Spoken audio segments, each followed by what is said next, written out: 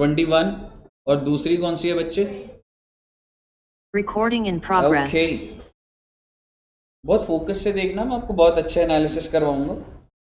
तो equity and liability में share capital दे रखा है, रिजर्व्स एंड सरप्लस दे रखा है, ठीक है सर। लाइबिलिटीज दे रखी हैं, करंट लाइबिलिटीज दे रखी हैं। हमें क्या लेना देना है सर? बेटे हमें लेना देना होगा एसेट्स के अंदर, नॉन करंट के अंदर इंटेंजिबल, और इंटेंजिबल दिया हुआ है ओपनिंग और क्लोजिंग। फिर क्या कहानी बोल रहा है सर? नोट्स टू अकाउंट्स दे रखा है। क्या मुझे बता सकते हैं मेरा कैपिटल है कितने का? नोट समझते हो ना क्या होता है? ये 5 लाख की बाइफर्केशन दे रखी है नीचे। नंबर ऑफ शेयर कितने? पार वैल्यू कितनी है? 5 लाख। क्या पूरे साल आपने शेयर इशू करे? नहीं करे, तभी तो क्लोजिंग भी सेम है। ड्यूरिंग द ईयर कुछ भी इशू नहीं करे। फिर इसके बाद पीएनएल दे रखा है। पीएनएल कहाँ से बाद में करूंगा, अच्छा कर लेता हूँ। ओपनिंग पीएनएल कितना है? क्लोजिंग कितना है? तो ड्यूरिंग द ईयर कितना कमाया आपने? कोई बात ध्यान रखिए, 31 मार्च 21 को आपका प्रॉफिट कितने का था बच्चे? 50। और 31 मार्च 22 को प्रॉफिट कितने का है? So how much is the profit during the year? 40,000। इसी को तो नेट प्रॉफिट बोला जाता है। तुमने आज बिजनेस शुरू करा, ठीक है? क्या है कि आपको थोड़ा थोड़ा बेसिक बता दूंगा। तुमने आज बिजनेस शुरू करा, टुडे, यहां पे स्टार्ट हो रहा है, ठीक है? ध्यान से सुनिएगा, यहां पे बिजनेस स्टार्ट हो रहा है और ये साल कौन सा है? मान लो 18-19। तुमने पूरे साल में सेल करी 100 रुपए की और तुम्हारी कॉस्ट है 80 की। क्या तुम मुझे नेट प्रॉफिट बता सकते हो? तो जब साल खत्म हुआ, क्या तुम इसकी बैलेंस शीट बना सकते हो? क्या बोल रहे हो सर आप? बेटे मैं बिल्कुल सही बात बोल रहा हूँ। जो आखिरी दिन आप बैलेंस शीट बनाते हैं, मैं कुछ नहीं बोलूंगा, आप ही बनाएंगे बैलेंस शीट। मैंने आपको दे दी ट्रांजैक्शन, सेल करी 100 की, खरीदा था 80 का, नेट प्रॉफिट कितने का है? 20। क्या आप मुझे कैश बता सकते हैं कितना है? 20। प्रॉफिट जो है वो पीएनएल में होता है, बैलेंस शीट में आ जाता है। नेट प्रॉफिट कितना हो गया? क्लियर है साहब? यानी कि जो ड्यूरिंग द ईयर आपका प्रॉफिट है, ड्यूरिंग द ईयर आपका प्रॉफिट कितने का है? और वही प्रॉफिट बैलेंस शीट में चला जाता है, क्योंकि profit belongs to owner. Owner का क्लेम कैपिटल। अभी तो कैपिटल कुछ नहीं है, पर ये ऑब्लिगेशन होती है बिजनेस की, ये जो 20 रुपए है ये मालिक के हैं, बिजनेस के लिए। समझ रहे हो? मेरा आपसे सवाल, अगले साल सेम कहानी चली तुम्हारी, अगला साल बताओ कौन सा है? 19-20। 31 मार्च 20 आ जाएगा। अगले साल सेम कहानी, sales 100, cost 80। How much is profit? 20। Balance sheet बना दीजिए। कैश कितना? तो जो पहले वाला था कहाँ उड़ा दिया उसको? क्या बैलेंस शीट में जो चीज़ होती है खत्म हो जाती है? अगर आपकी जेब में 20 रुपए हैं और अभी 50 रुपए और हो जाए, तो आप क्या ये बोलोगे 50 रुपए है मेरे पास? पहले की गिनती भी तो चलती रहेगी। कैश कितना पड़ा हुआ है? 20। Because next year I started with a balance of 20, और कितना आ गया? 20। तो your cash is 40। Net profit.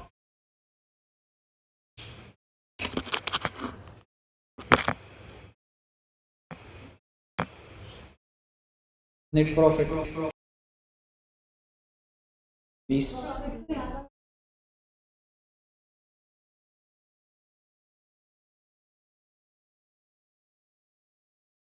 हाँ जी विकास जी, कुछ बताओ भाई। 40 हो गए, छोड़ दो आप। आपने पूरे साल कोई धंधा नहीं करा, कोई धंधा नहीं, छोड़िए इसको। पूरे साल 1 रुपए की सेल नहीं हुई सर, ना कुछ खरीदा, बैलेंस शीट बनेगी या बैलेंस शीट जीरो हो जाएगी? हाँ एग्जैक्टली। कैश कितना, नेट प्रॉफिट कितना, बैलेंस शीट आइटम गायब नहीं होता जी। अगर आप पूरे साल कोई धंधा ना भी करो तो भी बैलेंस शीट वैसी तो रह रही है। अब क्योंकि आपने पूरे साल धंधा करा था तो 20 रुपये कैश और आ गया था, और ड्यूरिंग द ईयर प्रॉफिट 20 और जुड़ जाता है। कहने का मतलब ये आपकी बैलेंस शीट में एज ऑन डेट का प्रॉफिट होता है। करंट ईयर में जो कमा रहे हो तो है ही, करंट ईयर में कितना कमाया 20 रुपये, वो तो पीएनएल से आगे जाके रूट होगा ही होगा, लेकिन जो पहले का चल रहा हो तो चलता रहेगा। समझ आइए आपको बात। अब आप इसी सिचुएशन को अब देखिए जरा, देखने का नजरिया बदलेगा अब आपका। 31 मार्च 21 तक का प्रॉफिट है 50। This is not during the year.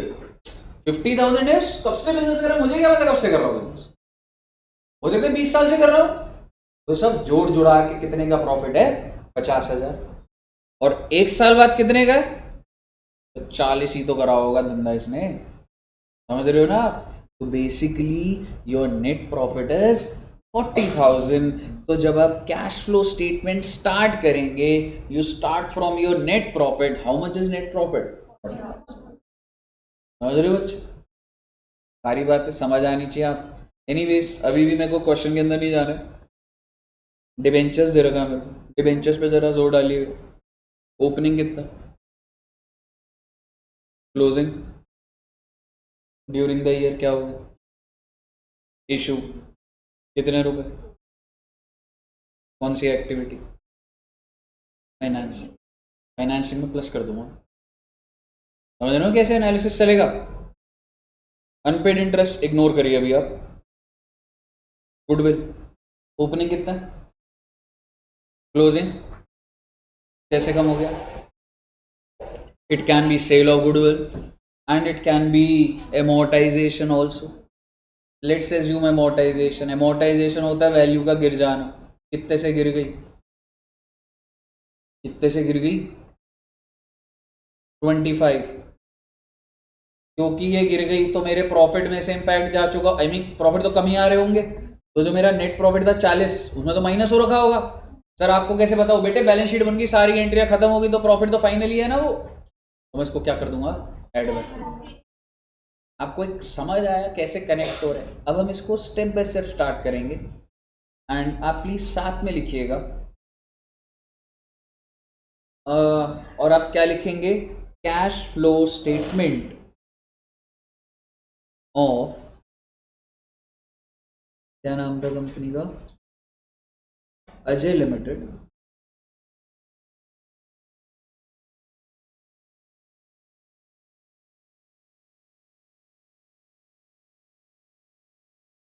और मैं कहाँ से स्टार्ट करूंगा बच्चे, एग्जैक्टली, एंड दैट इज मतलब टेक्निकली फ्रॉम ये सब में ना एक्सट्रैक्ट अभी आप ज़्यादा लोड मत लो कि ये क्या लैंग्वेज यूज़ कर रहे हैं।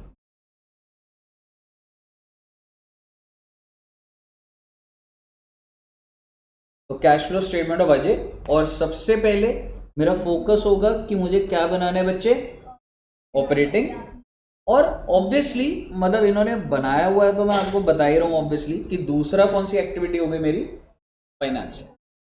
सर इन्वेस्टिंग भी लिख देंगे, हाँ बेटे अगर आ जाएगा इन्वेस्टिंग का कोई डेटा होगा लिख देंगे इन्वेस्टिंग को, ठीक है बच्चे। अच्छा जस्ट ऐसे ही पूछ रहा हूँ, आपके पास ओपनिंग और क्लोजिंग कैश है क्या,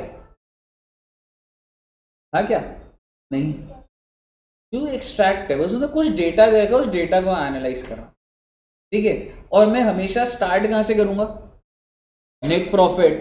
आप मुझे बताइए कि आपको नेट प्रॉफिट समझ आया कैसे निकला बच्चे, ठीक है। तो लिखिए अपने रजिस्टर में कैश फ्लो स्टेटमेंट, और जैसा फॉर्मेट आपको बना के देता था मैं, चाहे आप ऐसे ही लिख लो अभी मुझे कोई दिक्कत नहीं है, ठीक है। बट आप मुझे बताइए नेट प्रॉफिट 40,000 क्लियर है सबको,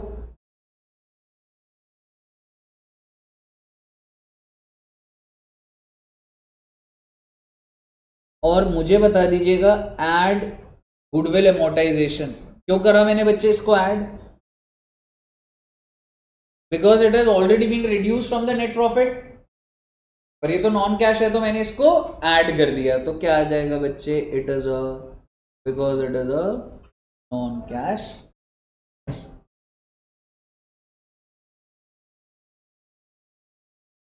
कही क्लियर है बच्चे? सर ऐसे कैसे अब हम और डेटा करें? आइए देखते हैं ना, चिंता क्यों कर रहे हो आप? मार्क करते जाएंगे। ये गुडविल की तो हमने कहानी कर ली भाई, ठीक है। आइए जरा बोरोइंग्स पर आते हैं।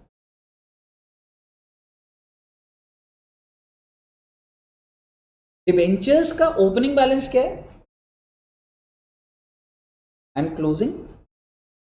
तो एक लेजर बनाते हैं, ठीक है। मैं बताने को ऐसे ही बता सकता हूँ। तो डिबेंचर्स का लेजर बनाते हैं, और ये रहा आपके पास डिबेंचर का लेजर। तो ये मैंने लिख दिया बाय बैलेंस ब्रॉट डाउन। अरे सर उधर क्यों लिखा बेटे? डिबेंचर लायबिलिटी होती है, लायबिलिटी का क्रेडिट बैलेंस होता है, ठीक है। क्लोजिंग कितना है बच्चे? कैरेट डाउन मीन्स क्लोजिंग कितने रुपए? तो ड्यूरिंग द ईयर तो इशू तो 2.5 लाख के ही हुए हैं। तो आप मुझे बता दीजिए बाय बैंक 2.5 लाख रुपए। तो सर अब सर एक बात बताओ, अगर हमने during the year 2.5 lakh issue करा है तो मैं इसको कहाँ दिखाऊं? प्लीज आप नहीं बताना होगा। पैसा है, हाँ। कौन सी एक्टिविटी? फाइनेंसिंग। तो आप देखेंगे फाइनेंसिंग एक्टिविटी में आपको सबसे पहले दिखेगा proceeds from issue of debentures. समझ आना चाहिए भाई, क्लियर है ना? तो फाइनेंसिंग में आप लिख दीजिएगा इशू ऑफ डिबेंचर्स 2.5 लाख रुपए। क्लियर है?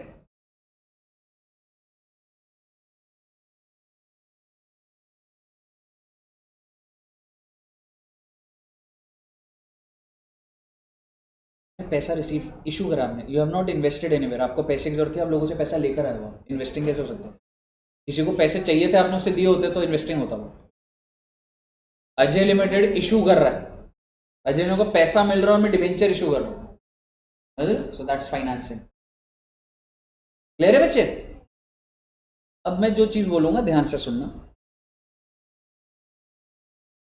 स्टार्टिंग से बोलता हूँ, देखो कोई ऐसी लंबी बात तो है नहीं।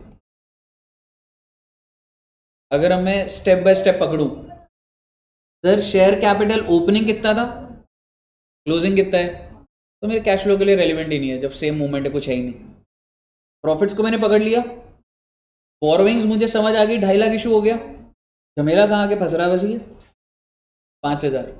और ये 5,000 क्या बोल रहा है? ये क्या है? ये अनपेड इंटरेस्ट। ये क्या होता है मैं समझाऊंगा आपको भी, और ये मैं देख चुका हूँ। तो आपको पहले समझ आना चाहिए कि चीज़ें हैंडल हो गई। मेरा आपसे स्टेप बाय स्टेप कुछ सवाल है। डिबेंचर्स के ऊपर इंटरेस्ट देते हो? इंटरेस्ट होता है। What is the rate of interest?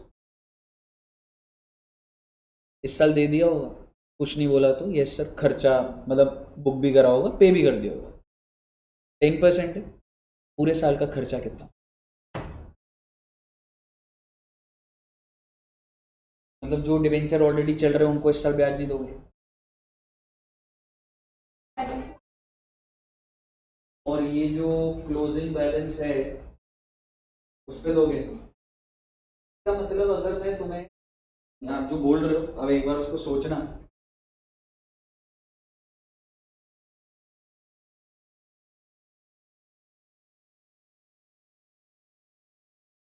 छोटे छोटे बच्चे हो बेटे अभी तुम।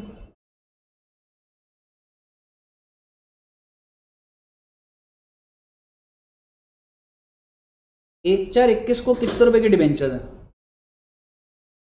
5 लाख। देखो रे, दिमाग लगा लगेगा तुम्हारा अभी। और 31 मार्च 22 को ड्यूरिंग द 2.5 लाख बढ़े, कौन से दिन? क्वेश्चन ने बोला। तो अगर मैं तुम्हें बोलूं आखिरी दिन इशू करा है मैंने, तो ब्याज निकालो एक बार। आखिरी दिन इशू हुआ है, लिखा नहीं हुआ है, मैं एज्यूम कर रहा हूं। तो क्या आप 7.5 पे दे दोगे ब्याज? आप समझ रहे हो मैं क्या बोल रहा हूँ आपको? बेसिक सी बात। एक बात बताइए बच्चे, मैं आज आपको लोन दे देता हूँ, तो आप इस साल का 24-25 का पूरे साल का ब्याज दोगे मुझे?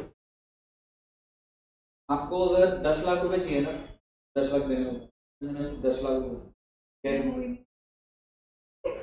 संध्या जी, ठीक है, ठीक है संध्या जी, आपको मैं 10 लाख रुपए दूंगा, रेट ऑफ इंटरेस्ट 12%, क्या आप मुझे पूरे साल का इंटरेस्ट दो?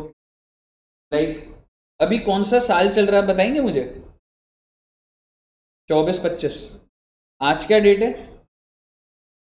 29 नवंबर।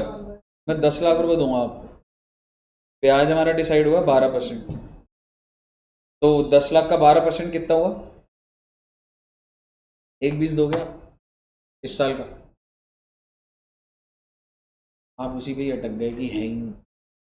मान लो है, आपके मामा जी ने, नहीं आपके मामा जी नहीं थे, उनके मामा जी ने आपको दे दिए पैसे। पॉइंट ये है बेटे, आपको इतना मैथमेटिकली और कॉमन सेंस में कन्विंस करना पड़े। मैं सिर्फ अभी की बात कर रहा हूँ, सिर्फ यही साल है, इस साल के ब्याज की बात कर रहा हूँ, सिर्फ इस पीरियड से लेके इस पीरियड तक लगेगा ना। एग्जैक्टली तो मैं आपको यही चीज़ बोलने की कोशिश कर रहा हूँ। ये इशू कब हुआ है मुझे पता नहीं है, तो क्वेश्चन ने एज्यूम करा है कुछ, क्वेश्चन ने एज्यूम करा है कि हमने इंटरेस्ट किस पे लगाया है?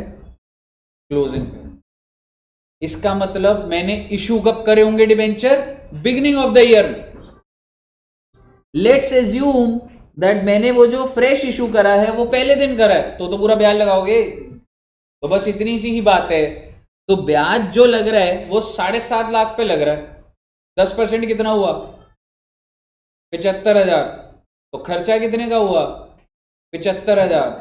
क्या ये आपके नेट प्रॉफिट में से माइनस नहीं होगा? नेट प्रॉफिट कितने का है? तो ये जो नेट प्रॉफिट है कैसे निकला है? खर्चा माइनस करके। खर्चा कितना है? 75,000। तो ऐड बैक करिए ना इसको, आपको ऑपरेटिंग के अंदर दिखेगा 75,000। मैं एक एजम्पशन वाली लाइन लिखवा दूंगा, that we have assumed that debentures are issued on the first day। हाँ जी, हाँ जी, पहले मुझे बताइए यहां तक क्लियर है? एक्सपेंस कितने का है? 75,000। बेटे आपको भी दिमाग लगाना पड़ेगा। अब जरा अनपेड इंटरेस्ट का मतलब अलाइन करके दीजिए मुझे आप। अनपेड इंटरेस्ट साल के एंड में 5,000, that means how much you have paid? 70,000। भाई खर्चा 75 का, 5 अभी भी चल रहा है, तो 70 की तो पेमेंट गई, तो फाइनेंसिंग में 70 जाएगा या 70 जाएगा? 70 जाएगा, बिकॉज टेक्निकली आपका आउटफ्लो तो 70 का है ना। इसलिए अब आप देखेंगे फाइनेंसिंग के अंदर इंटरेस्ट पेड, अगर आप में से किसी के भी मन में चल रहा है सर आपने वो करंट एसेट और करंट लायबिलिटी वाला बताया था, उस हिसाब से ये लायबिलिटी है, इंक्रीज इन लायबिलिटी प्लस कर देंगे, वो नहीं होगा। जो दूसरी एक्टिविटी का होता है उस केस में वो नहीं होता। मैं वो करंट एसेट सिर्फ वो उठाऊंगा जो debtor, creditor, bill receivable, bills payable होगा। इंटरेस्ट आउटस्टैंडिंग या अक्रूड इंटरेस्ट जो आगे वो सब नहीं लूँगा, क्योंकि ये दिमाग में अभी नहीं आएगा। जब आप रिवाइज करोगे आपको लगेगा यार वो सर ने कुछ वर्किंग कैपिटल लिखवाया था, वो नहीं आएगा।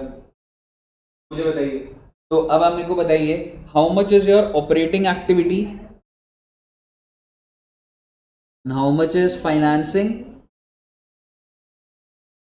कहिए साहब जी।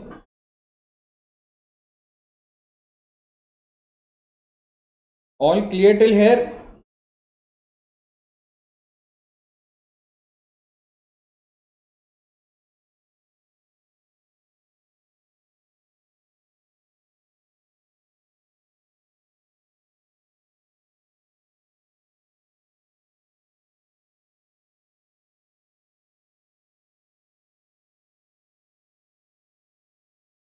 चलिए आइए सर जी, सब बच्चों को क्लियर है ना? पक्का से ना, क्लियर है ना? बच्चे देखो लेवल बढ़ता जाएगा, आपको ये एब्जॉर्ब करना पड़ेगा अभी, ठीक है? मतलब अब हर क्वेश्चन के अंदर आपको दिखेगा बड़ा क्वेश्चन होता जा रहा है, ठीक है? तो आपको वो कनेक्ट करना पड़ेगा। आइए इलस्ट्रेशन में रेट देखते हैं। MS Jyoti of Stars Limited has collected the following information for the preparation of cash flow statement for the year ended 31st March 21। Sir क्या बोल रहे हैं बेटे, छोड़ो ना, आओ साथ में पहले फॉर्मेट बनाते हैं, कायदे से करेंगे इस क्वेश्चन को। इलस्ट्रेशन नंबर क्या था ये? 8।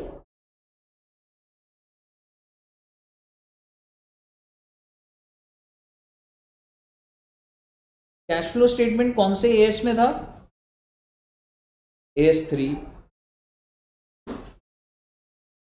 फॉर द ईयर, अभी जो भी ईयर है।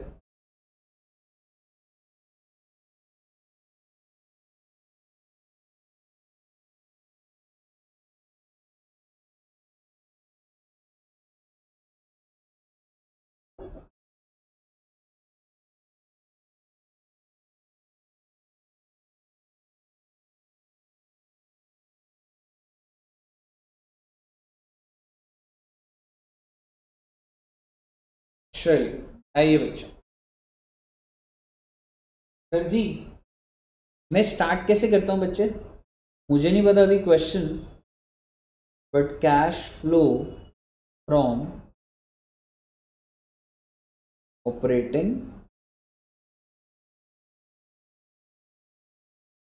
ठीक है जी, और थोड़ा सा स्पेस छोड़ के हम लोग क्या लिखते हैं? From financing and then from investing. तो लिख भी देते हैं अभी, ठीक है, साथ साथ ही कर लेंगे, कोई बात नहीं, थोड़ा सा स्पेस छोड़ते हैं, 10-11 लाइन्स।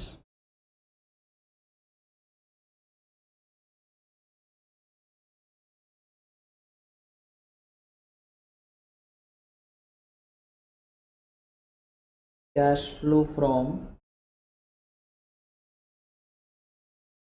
इन्वेस्टिंग एक्टिविटी, और क्या होगा सर जी?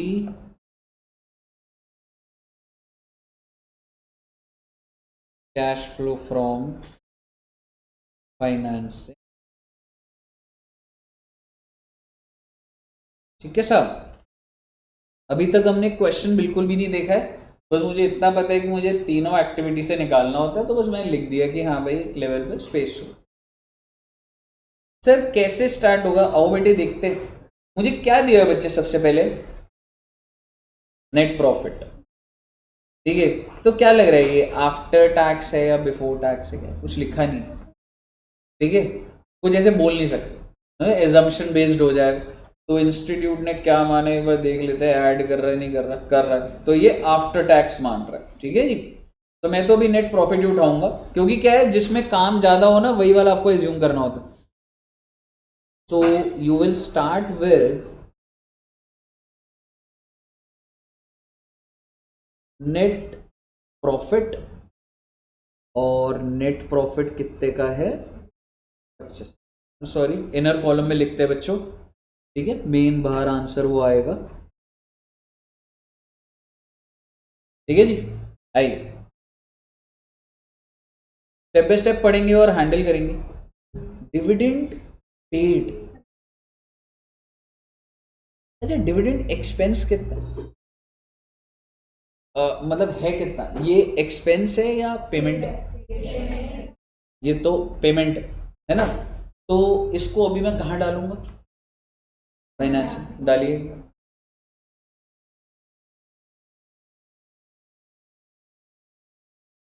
आंसर में एक बार दिखाता जाऊंगा आपको।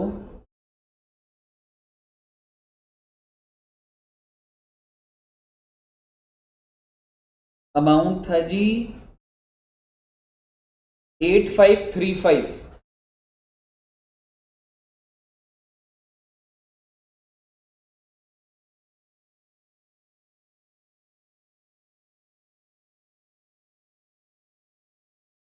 मैं बना दूंगा बेटा एक बार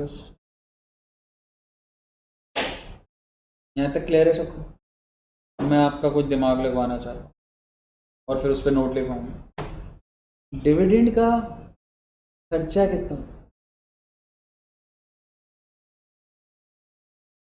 पेड है तो खर्चा, कुछ नहीं दिया तो खर्चा भी यही।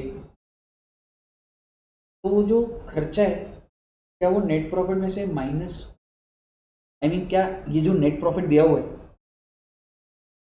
क्या इसमें से डिविडेंड माइनस है या नहीं? नहीं, नहीं पे करा है नहीं करा, दैट्स अ सेपरेट थिंग, सवाल यह है कि क्या नेट प्रॉफिट डिविडेंड माइनस करने के बाद होता है या डिविडेंड से पहले होता है? माइनस करने के बाद नहीं होता है। Dividend is not an expense, it is appropriation of profit. तो अपने रजिस्टर में टॉप पे एक नोट लिखिएगा, dividend is not reduced to calculate net profit because it is not a charge on profit। Charge होते हैं बच्चे जो पीएनएल में जाने ही जाने, जैसे डिबेंचर एक्सपेंस, डेप्रिसिएशन, रेंट, ठीक है। It is not a charge on profits, comma it is appropriation of profit। it is appropriation होता है प्रॉफिट आएगा उसके बाद क्या करना है उसका। सपोज आप, हाँ जी, नहीं ये नहीं लिखना, सपोज नहीं लिखना, ठीक है। अब मुझे बताइए, सिर्फ नेट प्रॉफिट लिखा था, अगर यहां लिखा होता नेट प्रॉफिट आफ्टर डिविडेंड तो क्या क्वेश्चन को छोड़ देते? क्वेश्चन रहते नहीं। इसका मतलब ये निकलता कि आपका जो नेट प्रॉफिट है उसमें से डिविडेंड माइनस, तो मैं उसको ऐड बैक भी जरूर करता। अभी नहीं करूंगा ऐड बैक। अभी क्यों नहीं करूंगा? ये डिविडेंड नेट प्रॉफिट से माइनस होता ही नहीं, जो चीज माइनस ही नहीं हो रही उसको ऐड बैक क्या कर दूंगा मैं? सिर्फ और सिर्फ कहां जाएगा वो? Financing activity. तो समझ आनी चाहिए बेटे बात है, मुझे बताइए, क्लियर है? तो इट इज, ये अभी जो आपने करा है वो सिर्फ फाइनेंसिंग से माइनस होगा। आप बोलोगे सर नोट्स में आपने ऐड बैक करा रखा था, वो ऐड बैक इसलिए करा रखा है अगर net profit already after considering that है, ऐड बैक। क्लियर है बच्चे? ओके, फर्स्ट पॉइंट क्लियर है सबको? Second point, provision for income tax. ये कुछ नहीं होता रे, ये provision for income tax tax expense ही होता है। तो पहले तो ये बताइए, क्या मेरा नेट प्रॉफिट में से माइनस हो रखा है? तो मैं क्या करूं? Add back. ऐड बैक कर दीजिए प्लीज। आपने जो नेट प्रॉफिट स्टार्ट करा अपना, अब देख रहे होंगे इन्होंने इसी के अंदर ही कर दिया। आप आराम से प्लस करके टैक्स एक्सपेंस कर दो ना बेटे। ये सबसे पहला आइटम है ना जो हम ऐड कर रहे हैं, प्लस। कहिए, क्लियर है? ओके। अच्छा, क्यों ऐड करा मैंने? क्योंकि because it's a non cash, right? No provision है, नॉन कैश। मैं जो पे करूंगा ना माइनस करूंगा, ठीक है, क्योंकि ये टैक्स एक्सपेंस माइनस हो रखा था 25,000 में, तो नहीं हो रखा माइनस, बिल्कुल हो रखा, ठीक है। तो इसलिए मैंने उसको क्या कर दिया अभी, क्योंकि नॉन कैश एक्सपेंस। क्लियर है बच्चे? नेक्स्ट पॉइंट ही आ गया जी, इनकम टैक्स पेड। अब मैं क्या करूंगा? अरे सर, अब आप थोड़ा सा लाइंस छोड़ के आप थोड़ा नीचे, अभी मुझे फॉर्मेट की कोई चिंता नहीं है, आप लाइंस छोड़ के आप यहां पर कर देंगे इनकम टैक्स पेड। कोई बात नहीं, आप जहां लिख रहे हो भी कोई दिक्कत नहीं, आपको लॉजिक पकड़ में आना चाहिए पहले। कितना अमाउंट था बच्चे? 4248। क्लियर है? जी,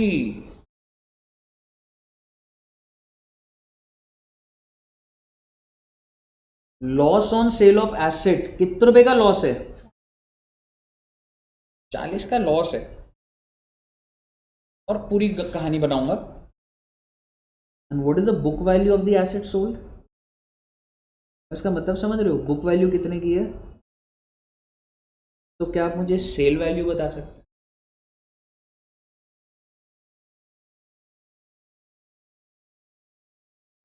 अरे 145।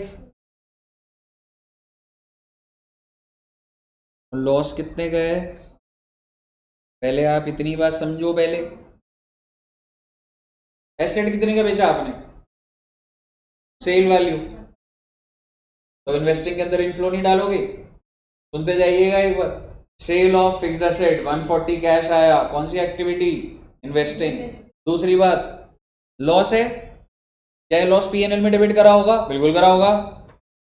तो डेबिट कर दिया, ऑपरेटिंग वाला मेरे यहां से क्यों माइनस कर रहा भाई? एडबैक कर दूं। दो बातें करूंगा, एक प्लस करूंगा loss on sale of fixed asset 40, और इन्वेस्टिंग में जाके सेल ऑफ फिक्स्ड एसेट 140। तेरे बच्चे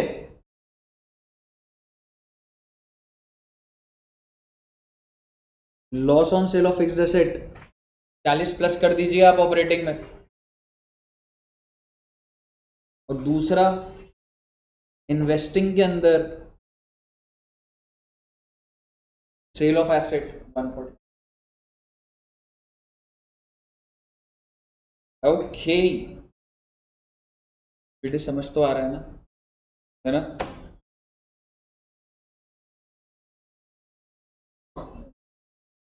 हाँ जी, क्लियर है बच्चे?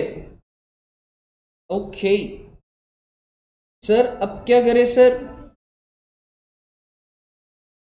Depreciation charge to the PNL, मैं नहीं बोलूंगा, अब आप बोलिए। डेप्रिसिएशन चार्ज कर रखा है।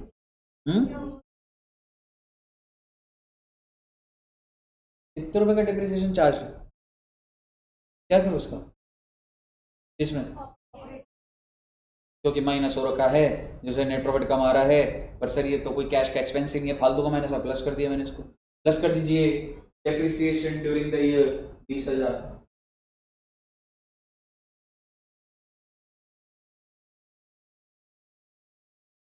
ओके, अगला देखते बेटे, क्या करोगे आप? बहुत उम्मीदें हैं बेटे मेरे को आप सभी बच्चों से, आप सभी बच्चे बहुत अच्छे हो बेटे। Profit on sale of investment, profit हुआ है जी। गुड, एक तो आपको इमीडिएट अब कनेक्ट होना चाहिए, और सर नेट प्रॉफिट में बढ़ा हुआ माइनस कर दें, कर दो एक बार माइनस। नेट प्रॉफिट में से क्या कर दोगे? माइनस, क्योंकि मेरा नेट प्रॉफिट 100 से बढ़ा हुआ है और ये एक्टिविटी ऑपरेटिंग नहीं है, तो मैंने उसको पहले बाहर कर दिया। What is the book value? 27,760। What is the sale value then? बताओ, अमाउंट बताओ सीधा, कितना? No madam, not 6। If 6 is the आप सेल वैल्यू है तो लॉस हो रहा है आपको। बुक वैल्यू से ऊपर बेचोगे तभी तो प्रॉफिट है। आपकी बुक्स में कितने की वैल्यू है? 27,765। अगर मैं इसे 5 करोड़ का बेच दूं तो प्रॉफिट तो बोलूंगा ना। तो बेसिकली प्रॉफिट हुआ मुझे, तो मेरी सेल वैल्यू क्या होगी? 27। इधर आया भाई, इन्वेस्टिंग के अंदर इनफ्लो है, इन्वेस्टिंग में डाल दीजिए sale of fixed asset 27,865। Clear है? ओके, अगला तो आसान है, इंटरेस्ट इनकम। इनकम भी बोल रहे, रिसीव, मतलब जो इनकम है वही रिसीव्ड ऑन इन्वेस्टमेंट 25। क्या करो? पहले ऑपरेटिंग का बताओ, क्या ये इंटरेस्ट इनकम की वजह से मेरा प्रॉफिट ज़्यादा आ रहा है? तो क्यों आ रहा है? पहले तो माइनस करूंगा मैं, ठीक है ना बच्चे? बिकॉज इंटरेस्ट इनकम कौन सी एक्टिविटी है? इन्वेस्टिंग। भाई प्रॉफिट के अंदर ये इनकम बैठी हुई है, तो मैंने उसको बाहर कर दिया। माइनस करेंगे आप इंटरेस्ट इनकम। इंटरेस्ट रिसीव मत लिख देना, पेपर में नंबर कट जाएंगे। इनकम बोल रहा हूं। अब मुझे बताइए, आपको रिसीव कितना होगा? कौन सी एक्टिविटी को बेनिफिट दोगे? इन्वेस्टिंग के अंदर लिख दीजिए इंटरेस्ट रिसीव 2506।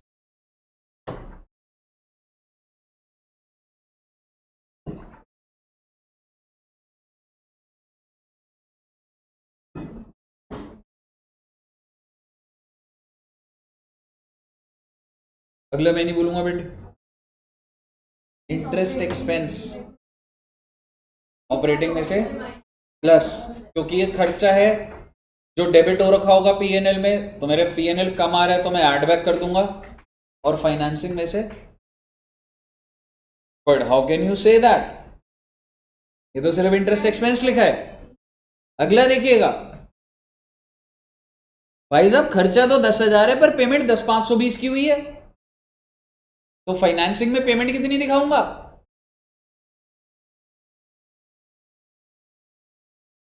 इंटरेस्ट इन्वेस्टिंग में जाएगा। ऐसा क्यों? ये पे हो रहा है, रिसीव हो रहा है, ये भी तो चेक करोगे ना। पे हो रहा है क्योंकि आपने लोन लिया है, लोन लेना फाइनेंसिंग होता है, तो पेमेंट भी तो फाइनेंसिंग होगा। फाइनेंसिंग के अंदर पेमेंट कितनी दिखाओगे? एग्जैक्टली 10520। और ऑपरेटिंग में ऐड कितना करा आपने? 10,000। ये समझ आना चाहिए रे, इससे ज़्यादा मुझे भी नहीं आता बेटे समझाना। समझ आ गया ना बच्चों को पक्का से?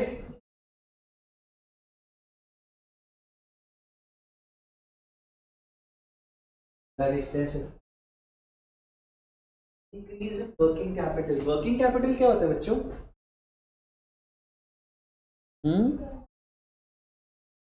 क्या होता है साक्षी जी? करा होगा बेटे 11th 12th में। हाँ, एकदम सुन के एकदम बोल दिया तुमने। अच्छा, एफएम पढ़ा था ना? वर्किंग कैपिटल तो चैप्टर है पूरा, हो गया वो। सबसे पहले वही हुआ था, तो आंसर क्यों नहीं दिया आपने? Current asset minus. मेरा आपसे एक छोटा सा सवाल है, अगर 100 रुपए के करंट एसेट है और 10 रुपए की करंट लाइबिलिटी है, तो क्या है? और ये क्या बोल रहा है? Increase in working capital. तो लेट्स से 90 से इंक्रीज हो गया, तो अगर मैं सिर्फ इसको बढ़ा दूं तो भी तो इंक्रीज ही बोलूंगा ना। ये समझ लो ना। अगर मैं अपने एसेट्स बढ़ा दूं एकदम से, तो क्या वर्किंग कैपिटल बढ़ जाएगा? बिल्कुल बढ़ जाएगा। तो आप सिर्फ एसेट को पकड़ो ना बस। एसेट के बढ़ने से कैश पे क्या असर पड़ता है? याद करियो। हाँ एग्जैक्टली, याद करो फॉर्मेट लिखवाया था आपको। सर आप एक बार समझाना कैसे, मैं आपको बता देता हूँ। पहले आप ये बताइए, इंक्रीज इन वर्किंग कैपिटल को इंक्रीज इन एसेट्स भी बोल सकता हूँ, और एसेट्स के अंदर में स्टॉक बोल सकता हूँ। स्टॉक एसेट्स होते हैं, स्टॉक एसेट होता है। अगर आपका ओपनिंग स्टॉक 100 रुपये है और अगर क्लोजिंग स्टॉक 150 है, इसका क्या मतलब है? क्या तुमने मार्केट में जाके और चीजें खरीदी नहीं? सारी चीजें कांस्टेंट। अगर ओपनिंग 100 रुपए की इन्वेंट्री है और साल के एंड में वो 1000 की इन्वेंट्री हो गई, तो 900 की तो मैं खरीद कर आया ना। मान लो कोई सेल नहीं है, तो खरीदा कैसे होगा? जेब से पैसे तो निकला होगा। एसेट बढ़ेगा क्योंकि दूसरा एसेट चला गया ना, कैश। तो वर्किंग कैपिटल के बढ़ने से कैश पे क्या इंपैक्ट पड़ रहा है? माइनस हो रहा है। तो आप क्या कर दोगे बच्चे? माइनस करके दिखाओगे। और आप ज़्यादा लोड मत लो, मैं फॉर्मेटिंग के अंदर अभी नहीं जा रहा हूँ आपका। आप बस माइनस करके दिखा दीजिए। इंक्रीज इन वर्किंग कैपिटल कितने रुपए था?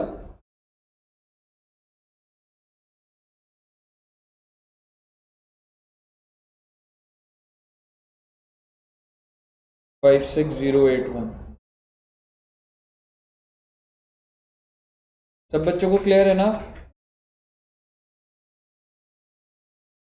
तो इजी है बेटे, हैंडल कर गए आप।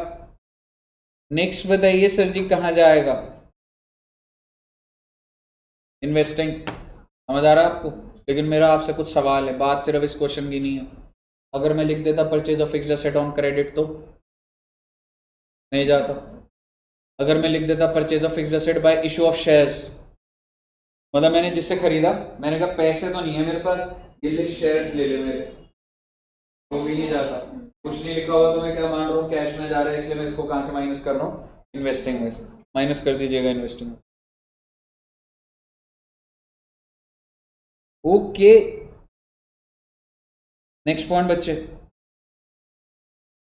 इन्वेस्टमेंट इन जॉइंट वेंचर कुछ नहीं होता बेटे। इन्वेस्ट जॉइंट वेंचर कोई बिजनेस स्टार्ट कर रहे हैं कुछ 6 महीने के 8 महीने के लिए, जो भी इन्वेस्टमेंट होती है इसको इन्वेस्टिंग एक्टिविटी बोला जाता है। ठीक है, तो 3850 भी आप इन्वेस्टिंग में दिखाएंगे, प्लस या minus? Minus.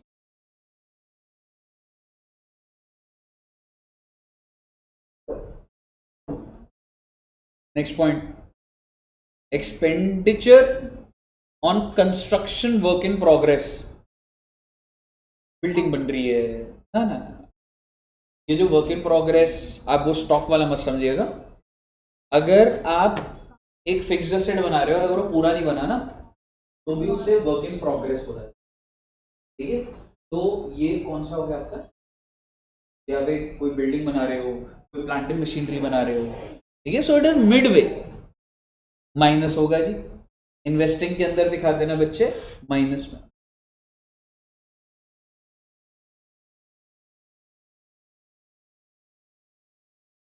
Proceeds from calls and arrears. Calls and arrears क्या होता था?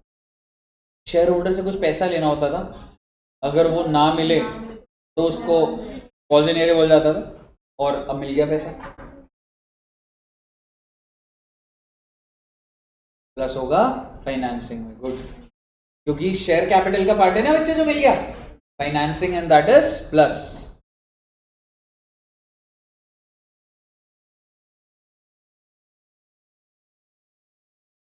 Receipt of grant for capital projects, तो एक तरीका वो लोन मिला है। देखो कैपिटल प्रोजेक्ट क्या होता है, मैं कोई बहुत बड़ा कोई रोड डैम ब्रिज कुछ बना रहा हूँ और सरकार कह रही है आप बनाइए ना, हम आपको पैसा देंगे। ठीक है, so it's kind of assistance, kind of loan, कि सर मैं वो कर रहा हूँ आप मुझे लोन दो। ठीक है, तो कितने रुपए बच्चे, इसको आप कहाँ दिखा देंगे? फाइनेंसिंग। प्लस या minus? Last, proceeds from long term borrowings, कौन सी एक्टिविटी? Financing plus.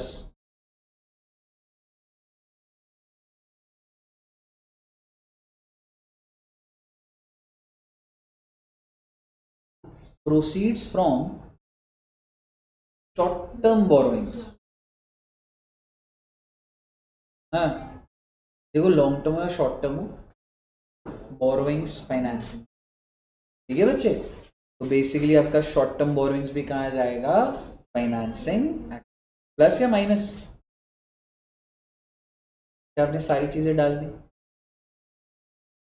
है ना? अब आपने क्या करना होगा अपने लेवल पे, मुझे ऑपरेटिंग का आंसर देना है आपने, फिर आपने मुझे देना है फाइनेंसिंग का आंसर एंड देन, ठीक है, तो कितना कितना आ रहा है?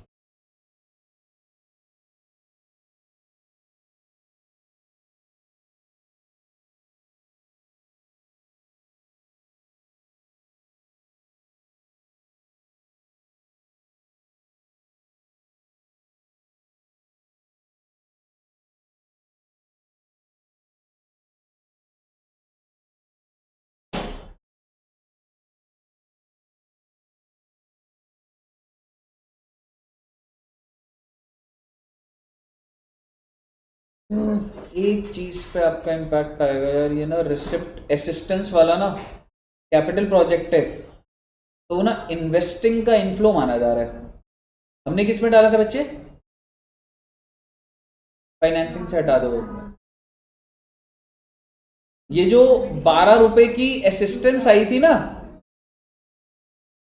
ठीक है, मतलब ठीक है, मतलब there are two thought process, पर जो इंस्टीट्यूट कर रहा है मैं वही फॉलो कर रहा हूं। रिसिप्ट ऑफ ग्रांट, ग्रांट होता है जैसे सरकार पैसा दे रही है आपको, ठीक है, पर ये जिस पर्पस के लिए है ना, अगर पर्पस लिख दिया कैपिटल प्रोजेक्ट, मतलब आप कहीं पे कुछ बना रहे हो, तो इसको आप फाइनेंसिंग में प्लस दिखाया था आपने, वो हटा के इन्वेस्टिंग में प्लस दिखा देना बच्चे। ठीक है, इसको इन्वेस्टिंग में प्लस दिखा देना।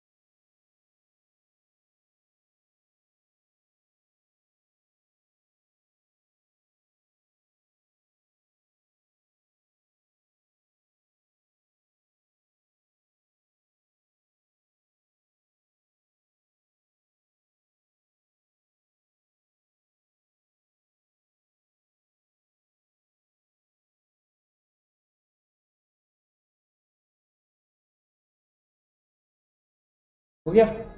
कितना कितना है बच्चों ऑपरेटिंग? चेक भी कर देता यार, कोई ऊपर नीचे ना।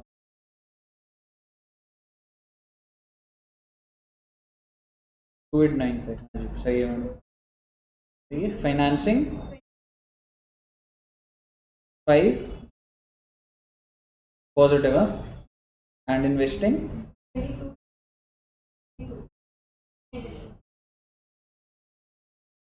27,502।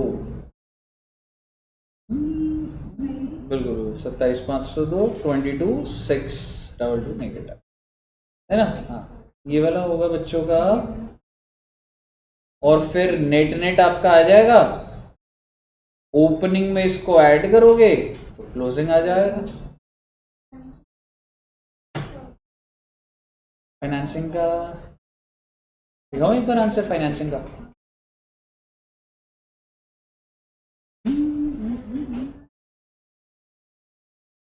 दिखा दूँ कैश फ्लो फ्रॉम फाइनेंसिंग।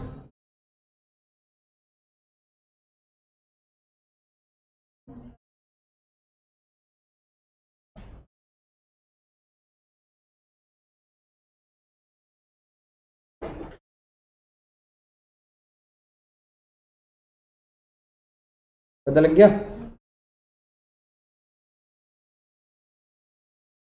अरे यश का, अरे अरे दोस्त समझ आ रहे? इधर वर्षा जी को अरे बच्चे पूरा आ रहे हैं, थोड़ा थोड़ा थोड़ा लिटिल लिटिल। श्रेया जी को ऑल क्लियर?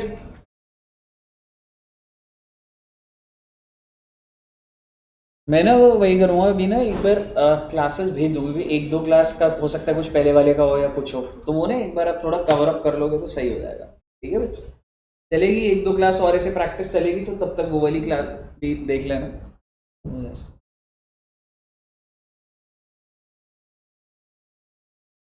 योग्यता जी का आ गया इधर फाइल का? हाँ मैं बताता जाता हूँ ना। इन्वेस्टिंग एक बार स्टार्टिंग से दिखा बता दूं एक बार।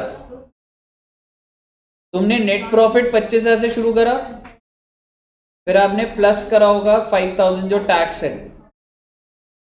देन आपने डेप्रिसिएशन प्लस करा है, loss on cell plus 40, profit on sale -100, interest income -2506, interest expense plus 10,000, working capital -56,081 and income tax paid -4248। इससे ज्यादा नहीं है कुछ, और 2895 आ जाएगा आगे। अगर मतलब अमाउंट टिक हो गए और नहीं आ रहा तो कैलकुलेशन मिस्टेक किया कोई, उसमें वो नहीं है कुछ। रही बात इन्वेस्टिंग की, 145 प्लस 27,865 प्लस 12 रुपए ग्रांट के plus 2506 plus income on investment, purchase of fixed asset -14560, joint venture -3850, construction -34740। Clear है? 22,622 माइनस में आएगा। क्लियर है बच्चे? और यूरा भाई तुम्हारा फाइनेंसिंग 2750,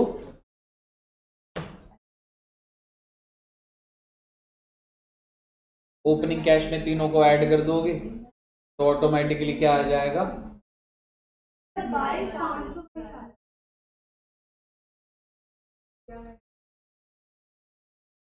कैलकुलेशन मिस्टेक है मैडम। 22,522 100 रुपये का फर्क है। 100 रुपये आपने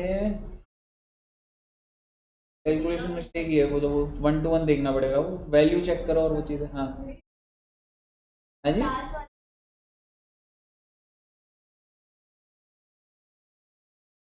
बिल्कुल बता रहा हूँ। आपने जब ये a प्लस बी प्लस सी करा तो कितना है? ये आ जाएगा। इसका मतलब क्या है? पूरे साल ड्यूरिंग द ईयर आपने कितना कैश जनरेट करा? ठीक है, अब आते हैं क्वेश्चन पर। How much is the opening balance?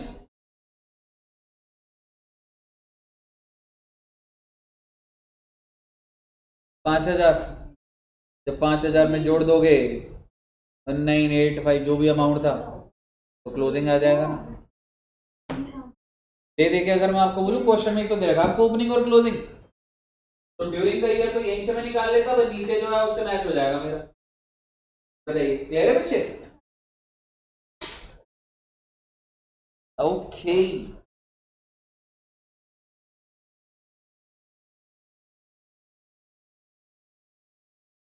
तो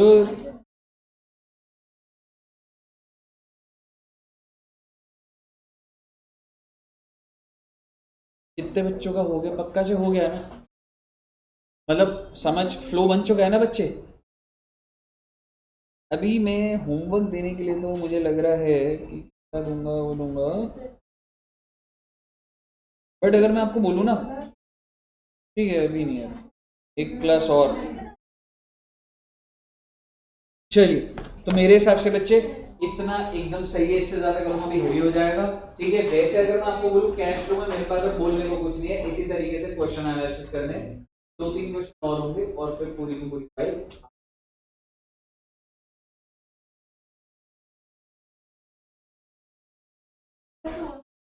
कुछ भी नहीं होगा, कुछ भी नहीं होगा, सेव वाली पकड़ तो वो तो सिर्फ वहीं पे मैंने भी लिखवाया। ठीक है, आप देख लो, जब फॉर्मेट और अभी भी ना लिखा नहीं, वो तुमने लिख दिया इधर दोबारा। ठीक है, तो इतना रखते हैं बच्चे। और एक बात बताओ, कल सीएस के बच्चों की कैसे क्लासेस प्लेस्ड है? दुष्यंत सर के साथ या कैसे? कितने बजे हो रही है आपकी?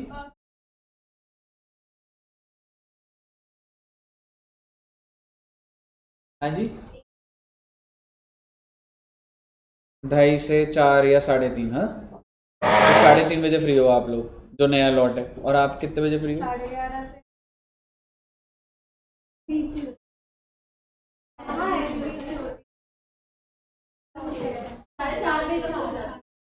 4:30 तक फ्री होते हो। और आप कितने बजे फ्री हो रहे हो? आपका भी? हाँ, महक जी का भी। छोड़ो, अभी दिमाग लगाऊंगा, मुझे लगता है 4:30 बजे फ्री हो रहे हो तो बुला दो। ठीक है, एनीवेज देखेंगे बच्चों, एक बार शेड्यूल भेज दूंगा। ठीक है, okay, thank you very much, bye bye.